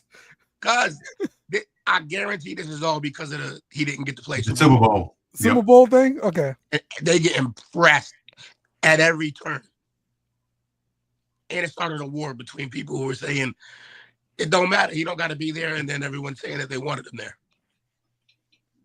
So maybe this will calm it down. But what's he going to be doing? Well, it looks like he's gonna be some kind of commentator or something like that, man. Like that's what I'm thinking. See, a weekly guest. That's all they're saying. Did he fix his voice? He sounds worse than me right now. But but you know, he used to be on Fox Sports a lot. Yeah, with Skip and Shannon. Yeah, exactly. he was on there. They used to roast Skip. Yeah. Skip might have helped the plugs with this, man. Free Skip, that's my guy. You're always gonna be free Skip. That guy's a maniac. And Skip, I finally agreed on you. I'm throwing a Cowboys jersey. Nah, actually not, because it was Aubrey's jersey. If anybody you trust on the team, is definitely the field goal kicker. But I don't get the catch with this right here, because we know the NFL Network compared to all the other like major like NFL platforms is like, why here? Who's gonna watch? Who pays attention? Well, they're in competition with ESPN for the morning show on Sunday, and Fox and CBS too. What on Sundays? Yeah, Sunday morning. Hold on. On Sundays? They don't give ESPN don't give a shit about that. ESPN don't give a shit about that on Sundays. Are you in competition with them Monday through Fridays? Is the question. No, because they went to go ice Mr. Pat McAfee. And then they got the genius guys on Mondays on Get Up. Sundays they can take a day off. That's what the NFL does. They put together Sunday countdown. Like, they've been unfocused on Sunday countdown forever for a grip. Look, Randy Moss moved from Monday to Sunday. Ever since Chris Berman left the set, the shit's been dry as shit. That's the last time I watched Sunday countdown. Okay. It's dry. I typically don't watch just because I'm watching. If I'm even home, I'm watching some kind of fantasy stuff because I'm trying to get fantasy news. My guy Rex Ryan. Shout out to my guy Rex though. I fuck with him. Yeah, but Rex Ryan's on the show. You know, I fuck with Rex. They spend a lot of money on that I show. know on the show. I fuck with Rex though, but as a show, I don't fuck with it. Yeah, they spend a lot of money on that show. So and NFL Network apparently spends a lot of money on theirs. Well, NFL Network, hold on, the NFL Network wouldn't have to compete with ESPN if they didn't have fucking people on their panel that like to fling and do crazy things to girls. They would not have this problem. Of adding NFL Network. You're wild. Hold on, Kurt Warner, not Kurt Warner. Terrell Davis at one point, Darvin McNabb, all those guys that were on the network prior. Oh, that's what I keep saying. Like NFL Network, like it's not nothing. Honestly, none of these sports shows or anything. The only sports show that matters, keep it real with you, before the football game, is Fox NFL Sunday. Only thing that matters. We want to see Terry Bradshaw Sunday say crazy shit. We want to see like Gronk. We want to see that. That's what I want to see on Sundays. That's what I actually enjoy. All this other shit, no. Yeah. Look, you wanted something about once Berman left, it was dying, and they got rid of like they don't really do you got Moss as much, and they don't. You got jacked up when that was gone. That was whack. So yeah, that's so kind of I do like Rex Ryan though. Rex Ryan be cooking, but yeah, I don't know if Wayne's gonna help. They trying something. They trying something. So. I like it for Wayne though. That's for sure. Yeah, hanging another bag, and he gets to promote his the Hot Boy tour.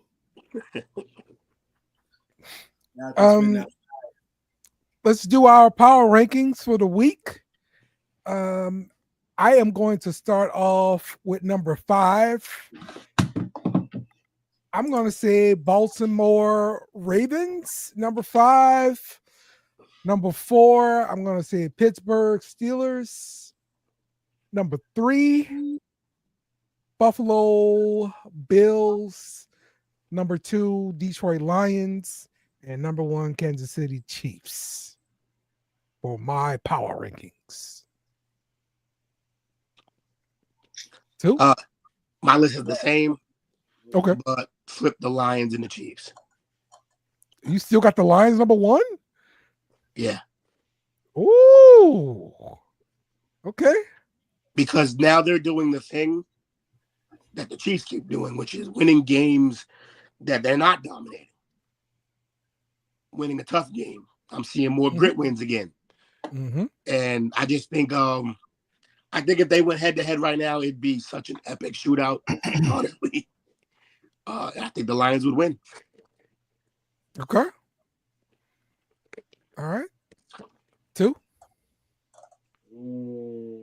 And I know they won, but they didn't look great. We go Detroit. We go Detroit at 1. I'll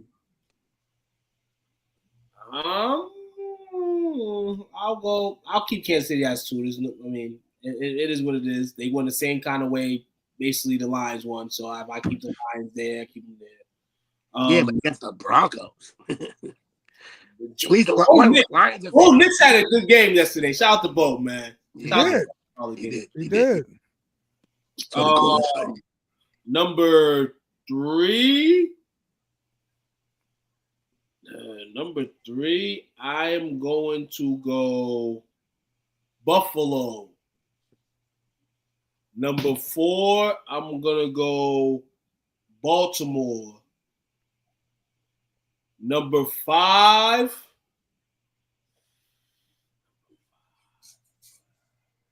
I'm going to go Philadelphia with Pittsburgh trailing at number 6. Oh, you think Philly's better than Pitt right now? Just because they beat y'all up. I had to take it. I had to really look. I'm really looking at it right now. I'm gonna take Philly because I feel like Philly's hitting the stride, and they're winning the game they're supposed to win. Pittsburgh, that was a good game yesterday in Washington. If that's showing an indication of what this team could be, Lewis, I'm waiting for you, brother. Don't come. Where you at? I'm waiting for you, Lewis. I'm gonna try to curse the Steelers for you so you can come on the show and talk shit. Where you at, Lewis? And yeah, so right now, riding Pittsburgh is riding high, but I'm gonna take Philly right now because, they're starting to do some things, and Jalen Hurts is getting himself a little bit more acclimated. Not saying that he's the world's illest QB, but at least be there, at least do the things that you can do. And the rest of Dolphins, 17-6. Dolphins in a lead here. Touchdown, Tyreek Hill. Tyreek Hill with a touchdown. Broke the drought. I told you, Coach. Yep. Hey, I told you guys, regardless of the situation, man, they need right now. I mean, we don't know what they're going to do in QB in 5 years. But right now, they need the man that had 9 concussions. They need him. Chill out.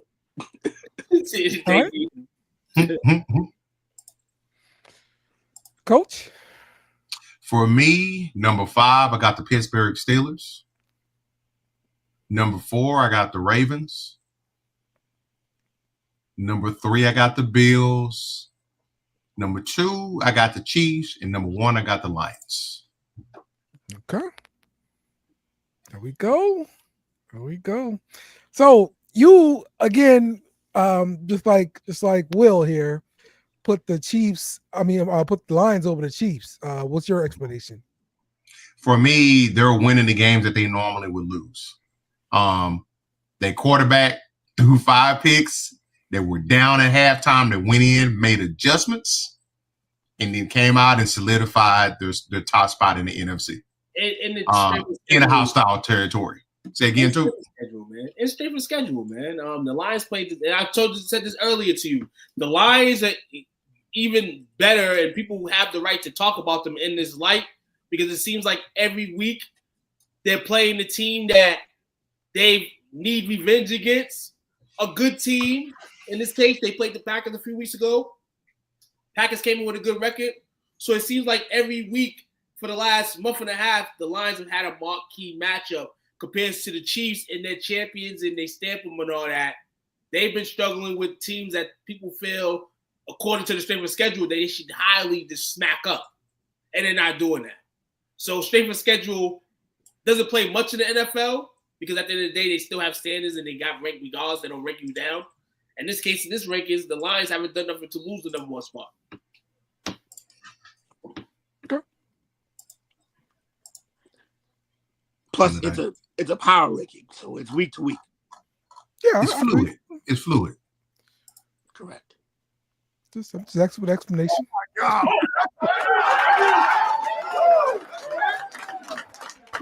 Man, that is the definition of resiliency. You guys just kept banging away. Right? We did whatever we had to do, and we just bought our time. Defense, that was outstanding, man. That was outstanding. And we knew it's just a matter of time. Offense, we get our points, man. Bates, that was freaking ginormous. All right.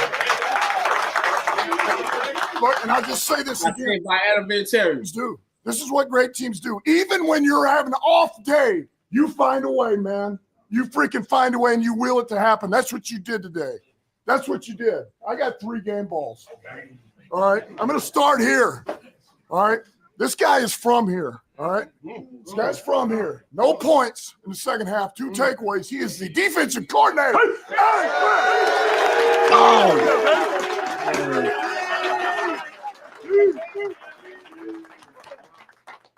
I love this team. Defense, 4 tackles, 2 picks. CD. 2 picks. I just want to say one thing, man. I swear to God, every game I'm coming out here and giving y'all my best, man. Like, I don't give a what's going on. Whether we down or we up, y'all got me. Y'all got me. Is that Nipsey? Last but not least, 2 field goals, one on 58 yards, the other one a game winner, 52 yards, 2 extra points. Mr. Bates. Hey, good win. Shout out my boys, Jack and Hogan, man. I love you guys, and man, I'm just so happy to be a part of that operation. Love you guys. Break it down, man. Hey, if that ain't Michigan. Listen, it ain't over till it's over. That's what it is, boys. Way to fight all day. We're fucking different. We're fucking different than all 31 in this league, all right? Win a fucking go. Win on 3. 1, 2, 3. Win! Jared Goff better buy all That's the a culture.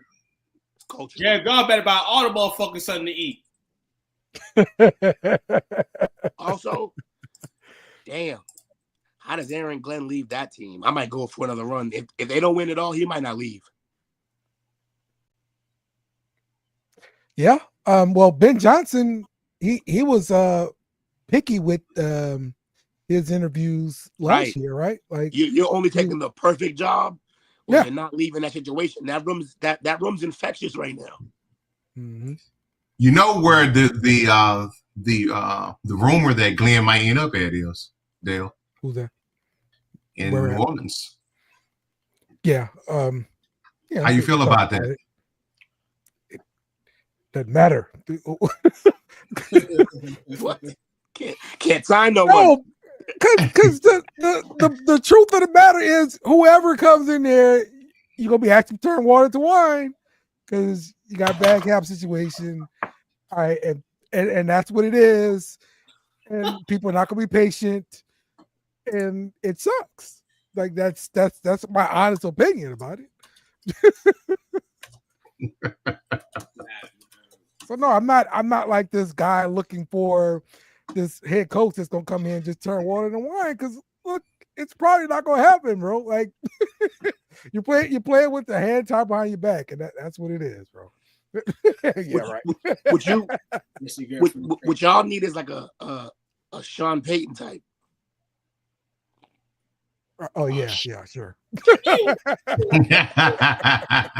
never coming back again. Need a team builder. No. Probably shouldn't have let him go. Yeah, like we let him go. Yes, let him go. Yes. What do y'all do with So what do y'all do with Loomis? Okay. Once again, I like to dwell in reality. Okay. So you know he's not going to go anywhere. He's not going anywhere. All right. Yeah. The man. Hey, you said the same thing is- about Allen in the middle of the season. True. I said Dennis Allen won't get fired in the middle of the season. Yes, I agree. Nah, they'll like that. They'll like Dennis Allen as a coach, man. He like Dennis Allen. It's his guy. Whatever it is, we still. He like Allen like he like Brian Kelly. Yeah, buddy. And less fouls.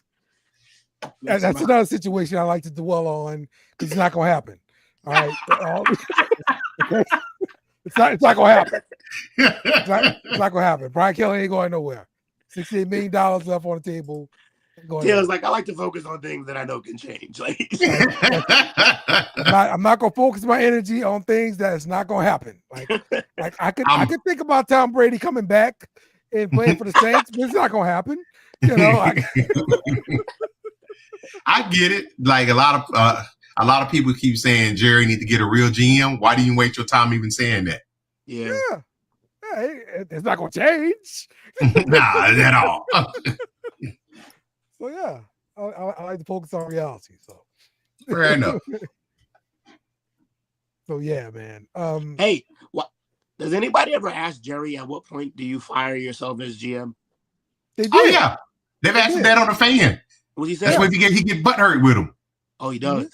Yeah, I believe, if I'm not mistaken, he says there isn't another GM that would come in and do a better job than what he does. That is crazy.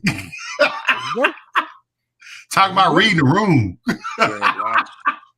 He's knows that. Whatever happened with that?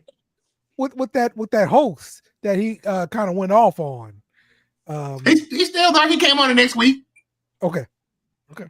Yeah, but that's what they do. That like he's gonna be on tomorrow. I'm gonna tune in tomorrow morning and listen to that interview. See, that's the problem with them owning media in the area, because you're not going to be able to cover them really fairly. Can't press because you know you've got that. They're the holder. Yes and no. That's one of the reasons why he tried to do what he did, but technically he has no say so as far as who they hire and fire. No, and that's the second time he's gotten into it with the station. And a lot of people used to say because they're the flagship station of the Cowboys, that they don't ask them, but they ask them tough questions all the time. Okay. Well, I know in New Orleans, WWL is a flagship station, and Mickey Loomis and the head coach will come on periodically throughout the week, maybe 2 or 3 times. And there is only one person that's going to ask the tough questions. He's like above anything, and that's a former quarterback, Bobby Hebert. He might be talking sometime on air too. Like, so he gets a pass, but everybody else is gonna bow down and kiss the ring when they come through, and so it won't be any of those tough questions being asked like kiss the ring. Right. Yeah. So okay. I definitely know how that is, but it is because WWL wants that contract. You know, we want that Saints contract. That's what it is. I think the one advantage that they have is, see, there's only 2 primary sports stations here. They were on the Ticket for years. But Ticket, they're more of an AM station. They have FM, but most of the traction comes from the fan. And the fans had that contract for a little bit of time. But that's one thing I will get them props for. Sean Sharif will ask the tough questions. Yeah. I think on the show after that, on KNC Masterpiece, they're going to ask the tough questions because he's threatened them before as well. But I think this is what's needed because a lot of the local media usually does kiss his ass, but that's the reason why he couldn't stand Dale Hansen. Dale Hansen was like he was like Chris Berman locally. Okay. He was here for about three or 4 decades. And at one point in time, he was on KRLD, which is the AM station, when Dallas first started getting good. And he's always been the one to give his peace of mind to Jerry, and they always butted heads. Jerry did have him fired from that station. But he had a bigger platform on the ABC station because he was the primary sportscaster there. And he ate Jerry's plate lunch every time he had a chance. I do remember a while back, Saints had this sideline reporter, and he would get the dirt going on in the locker room. This is back when, like, you had Willie Rofe. I'm sorry, Joe Horn sleep on Willie Rofe wife back in the day. All right, on the team. We gotta talk about that off here. Yeah, we gotta talk about that off here. Yeah, but we had some drama back in the day, bro. Okay. And, I got a juicy nugget for you pertaining to that then. Yeah. Trust. And so yeah, the Saints ownership did get this guy fired for leaking locker room information on air. But that was the only reason I turned in, because I know he would give the dirt, you know. So fair enough. Same station. They just want to keep that contract, so they're not gonna hire anybody else like that. So fair enough. So yeah, man. All right. Is there anything else I didn't bring up that y'all wanted to talk about? Pretty much touched off. Okay. All aspects. Real quick, Will, the trip, the trip, Texas of it all. Has been phenomenal, man. Going to see Texas and Florida live was, special stadium, special atmosphere. They have, when you first walk in, they have what's basically a museum worth of awards. It's actually an embarrassment how many damn awards they have. It's special. That whole building is beautiful. Everything they're doing there. No bad seat in the house. We were pretty high, and honestly, it felt like we were in the press box and watching the game, and like felt like you could just draw the plays out. You could see everything happen. It was just dope, whole thing. And then being outside of that fucking nightclub that the Cowboys play in, the atmosphere was special there too, and it didn't matter what team you were on. All fun and games. We had like a chili competition. that we judged. Yeah, they just every bit. And Coach is the best host. His family's the nicest people I've ever met. Now get the fuck out. Blessed to be here, man. I am lucky to have met such a great. I'm so glad that I decided to be loud and get on this goddamn show because it has opened up some crazy things in my life. It's I appreciate y'all. It was great. It's awesome. That's awesome. A1 folks, man. A1 folks. Best. We want you back here in Massachusetts. No. Yeah, I'm coming home and I'm bringing barbecue. Yeah, best foods you had so far is what? Oh, Goldies. And we should do a promo for them, even though they don't need it. Goldies. So we had to get up at like 7:30 in the morning. Oh snap! One of those spots. Okay. Oh, we get in line, and just like his brother predicted, you probably get there, it'd be like 20, 22. Yeah, we were like 20th in line, but the line, the people serving you the food are the nicest people. The people, and then the food is just the only thing better. Unbelievable. Okay. Brisket, crazy. Yeah. Brisket crazy. Crazy. Pork belly, crazy. Off the bone, flavor, crazy. Yeah, just unbelievable. Unbelievable stuff. He had a chance to check out Buc-ee's as well. Yeah. Oh, yeah. Got a turkey sandwich. I ain't get no brisket because I have real brisket at home. Yeah. I agree. Yeah. That brisket is nothing compared to normal Texas brisket. So yeah, I'm with you. Crazy.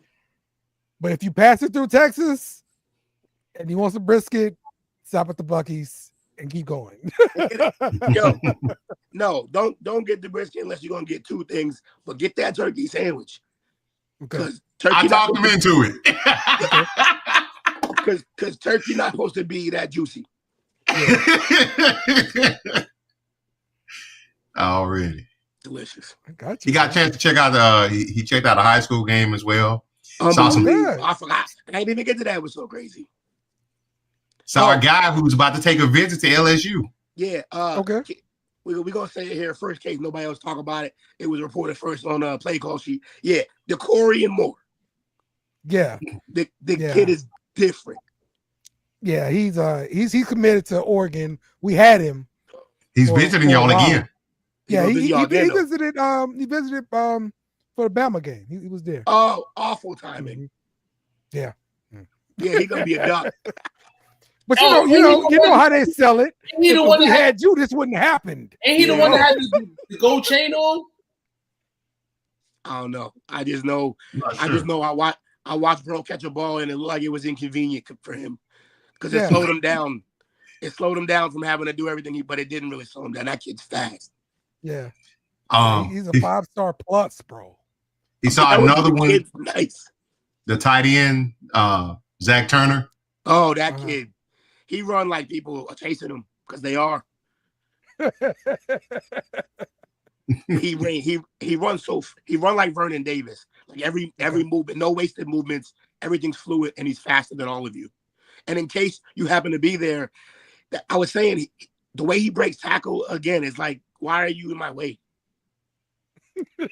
Excuse me, sir. Pardon me. Couldn't be stopped. Quarterback was pretty decent too. Yeah. He's as of right now, the quarterback is going to Alabama. Okay. Because he's decommitted from SMU, but he might. Way Alabama looking, he might change that. Mm-hmm. Well, no. If he's smart, he'll go.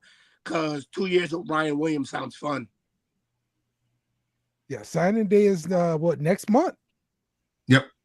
So yeah, we get to see how these classes are gonna fill out, man. Yeah, I'm gonna need all that info. Flips are a real thing, bro. So I'm gonna need all that info about where DeCorian ends up going, because that's my new favorite player. Yeah. Look, we still trying to get him. We still trying, but yeah, that's what the coach told him. Like, hey, if he was here, man, this wouldn't happen. We would have scored, He's over there like what with nuts? I don't think so. Early, let me see. Early signing day for football is December the 4th. Yeah. Mm-hmm. No, we've got Underwood, Bryce Underwood coming into to LSU. He's the number 1 overall quarterback in this 2025 class, and he's from Michigan. So Michigan is trying hard to keep him, to get him at least. He's committed to LSU though. Okay. And they were talking about offering him a $4 or $5 million NIL deal and all this kind of stuff. DeCorian, LSU can't compete with that. Come to So Florida. somebody do something stupid like that. Go play with DJ and Mizell. Mm-hmm. But so if Corey Moore wants to put the top quarterback in 25, go ahead, come. Why? He can play with top quarterback from 23. Oh well, yeah. Maybe. DJ, go play with DJ. No, y'all not in the mix. That's going to BC, dog. Always going to BC and shock the world. Yeah, never. Why would he choose to be in shit weather? Oh, and Florida announced they're keeping Billy Napier next year. Yeah, I heard that. Shut up and save it for Wednesday. I hate it.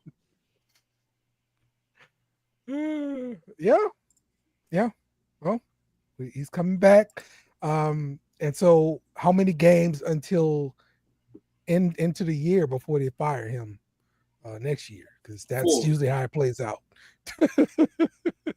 That's how it played out with LSU and Les Miles. So, yep. All right. Let's do some shout outs, man. So what you got? Shout out to the plug, man. Shout out to you guys, man. Shout out to everybody that's tuning in tonight, you know. Shout out to Coach. Best host ever. Best big bro. Held it down. Good stuff, man. Coach, man, the MVP. Can't wait to see what we'll have to say about Taco Bowl Wednesday Florida basketball in shambles. Oh, Florida basketball in shambles. Huh. Man, look, only time I care about SEC basketball is when my team's winning.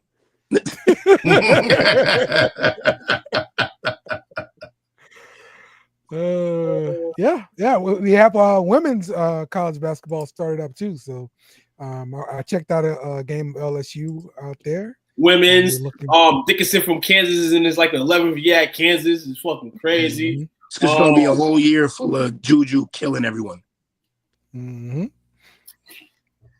So yeah, shout out to you guys on the parlay perspective. I know you guys are gonna dive into all this.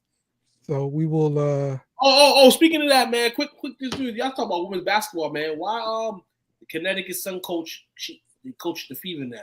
That's what crazy. Gino? So the Connecticut Sun's former head coach is now the Indiana Fever's new coach, which I thought you were saying Gino went to the WNBA. I said what? Gino going to the WNBA or NBA is like Coach K going. It's never gonna happen. That's what I was thinking too. Well, so that's why I'm surprised by that. Okay. All right.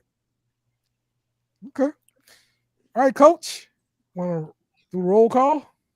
Yeah, look like we had Jake and Bobby in the mix today as far as the comments are concerned. Mm-hmm. If I forgot anybody, as always, our apologies. Shout out to you fellas. Shout out to Will, man. I kept this man. I was waking this man up every day about 7 o'clock on the average. He is not a morning person. No, but we had to go get it. We did it. Wake your ass up, man. Listen here. We did it. No complaints. Only thing I fell asleep after the game on Saturday. I mean Sunday. I was not last night. I was fucked up. I'm over here giving my man all types of jungle juice and shit. Nah, it was just tequila and Henny. We kept taking shots after games of cornhole. But I was only supposed to be the loser taking shots. I was taking shots when I was winning. Yeah. That sound like a Massachusetts motherfucker to me. Yeah. That's what we do. Sure enough. We don't want to be out the moment. Hey, Took, I represented Boston well, man. I was down here doing the thing. Yes, sir. Yeah, you only got one of us down at a time, Coach, man. Oh, for sure. It'll blow up if it's two.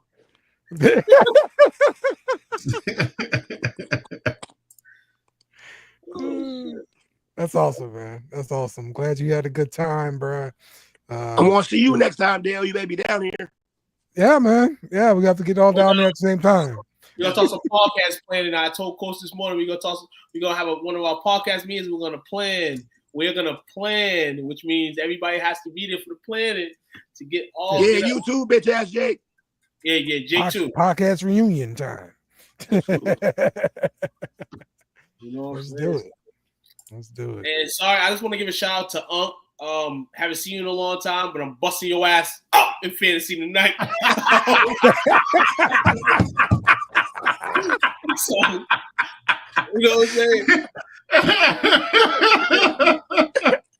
Oh shit. Uh-oh. I'm looking at the schedule, fellas. Oh shit. Love you, Jake. For the Longhorns next year. Guess who they open the season against? Who? BC? Ohio State. Ohio State. August the 30th. Yep. Get it. We got to be down here for that. Where at? In Ohio. Ooh. In Ohio? Oh, at the shoe? Yep. Yeah, at the shoe. Wow. To the Yo, shoe. Jake, Wow. no, Jake, you got one job. Get those tickets discounted, motherfucker. Ohio State. At Ohio State, they play at Georgia, at Florida. Okay. We don't want no dry ass chicken, Jake. We don't want dry ass nothing. Anything fucking juicy off the hound. Jake, you better stop playing for us to be in Ohio. We about to spend at your parents' house. Yeah, we need to start planning that now. Hey, tell your parents we're gonna get them a hotel for the week. We about to trash y'all shit up. Let's go. Let's go. All right, man. Well, we wrapping this thing up. How do we wrap up the show now? Fucking Cowboys suck. Yeah, we've heard it. Cowboys suck. Thanks for watching our show. Remember to subscribe for more shows on the network. Smash the like button, share, and comment.